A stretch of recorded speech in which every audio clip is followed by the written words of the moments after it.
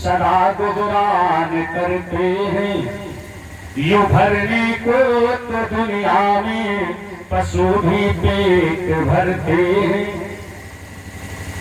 भाई अपने अगर पेट भरना होता तो इस शरीर की क्या आवश्यकता है?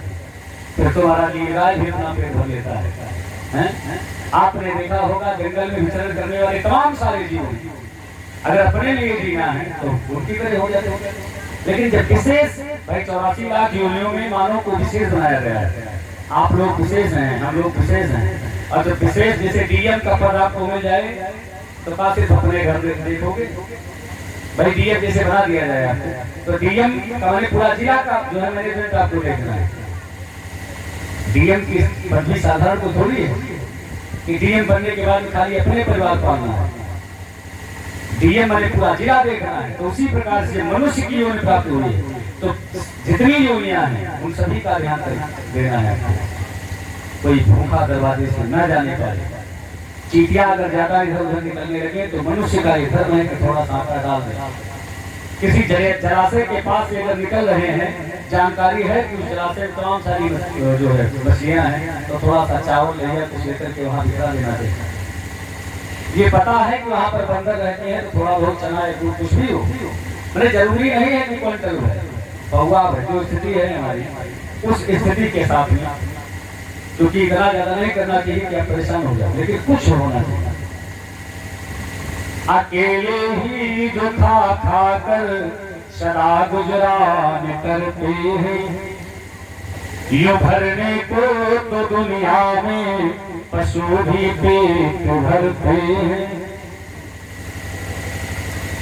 पथिक जी निवेदन करते हैं यूं भरने को तो दुनिया में पशु भी पेट भरते हैं। लेकिन पथिक जो बात कर खाए उसे इंसान कहते हैं। पथिक जो बात कर खाए उसे इंसान कहते हैं। कथा सुनाते हुए महाराज परीक्षित कहते हैं राजन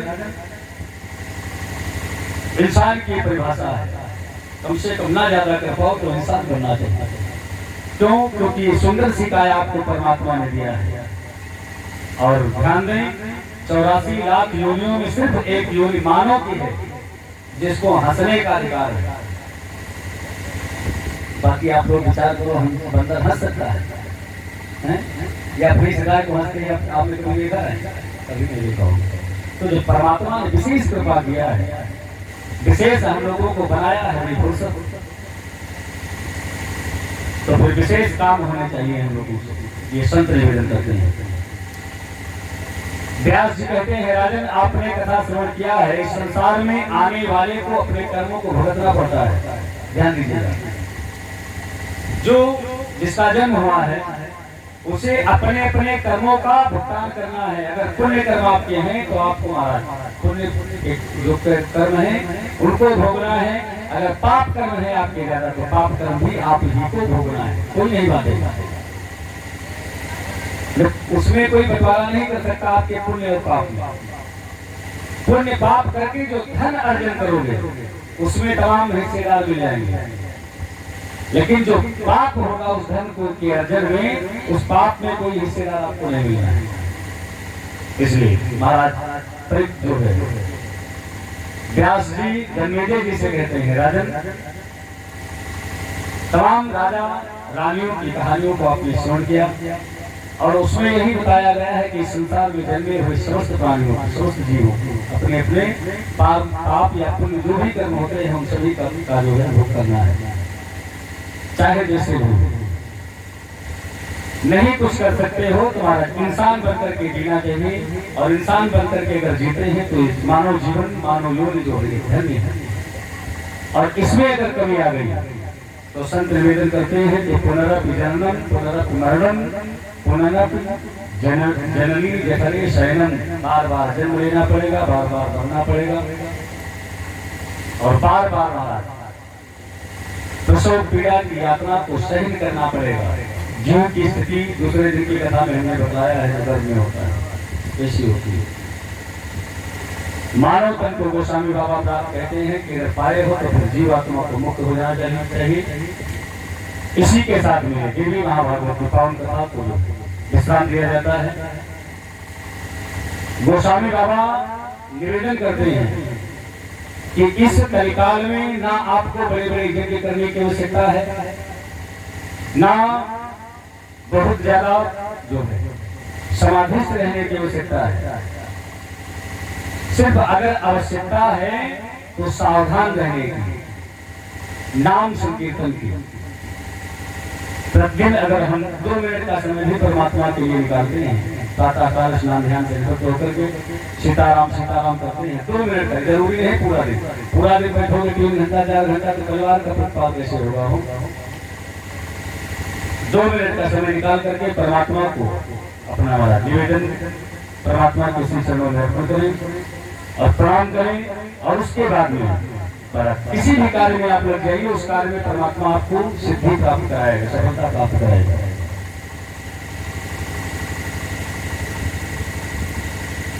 बोले सच्चिदानंद सरकार की। कलयुग में मानव तन को सिद्ध करने का, सार्थक करने का सिर्फ 2 रास्ते बताए हैं। एक तो ना तो आप योग से सिद्ध कर सकते हैं, ना वाला बहुत ज्यादा जप करके, ना तप करके, सिर्फ प्राण का श्रवण जो है सर्वोत्तम बताया गया है।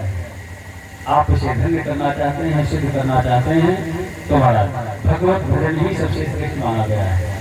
गोस्वामी बाबा निवेदन करते हैं, अरे तत्वजुग सब जो ज्ञानी और करि हरि ध्यान तरहि भव पानी।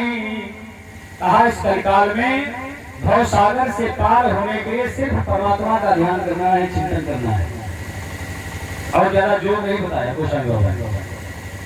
और त्रेता की स्थिति क्या थी? अरे त्रेता विविध जाग्ञ नर करहि, तमाम प्रकार के यज्ञ करना पड़ता था। प्रभु ही समर्पि कर्म भव तरहि। इस प्रकार से जब बड़े बड़े यज्ञ करके जीव जो है भव सागर से पार होता था त्रेता में। और द्वापर में द्वापर करि रघुपति पद पूजा। द्वापर में क्या होता था? भगवान के चरणों की सेवा पुरुषोच्चार नित्य प्रति। द्वापर करि रघुपति पद पूजा, तो नर भाव तरहि उपाय न दूजा।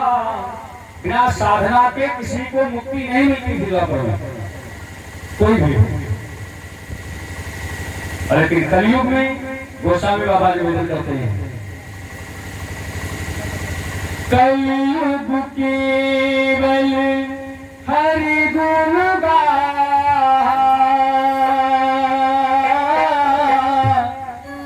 गावत नर पावई भव छाया। सिया राम जय जय राम, राम सिया राम क्या बताया? सिर्फ हरि का नाम स्मरण ही महाराज संसार के समस्त भवसागरों से पार करा सकता है। कलयुग केवल हरि गुण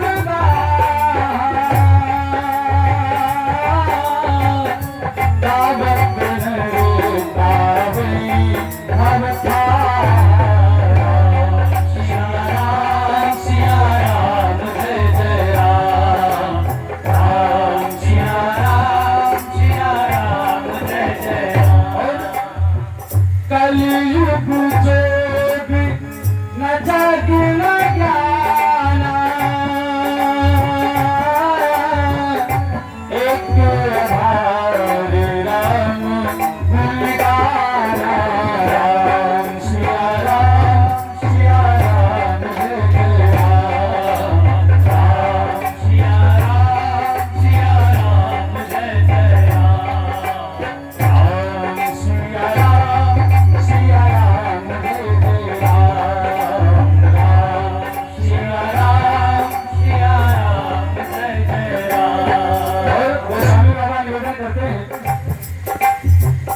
सब भरोसे कभी जो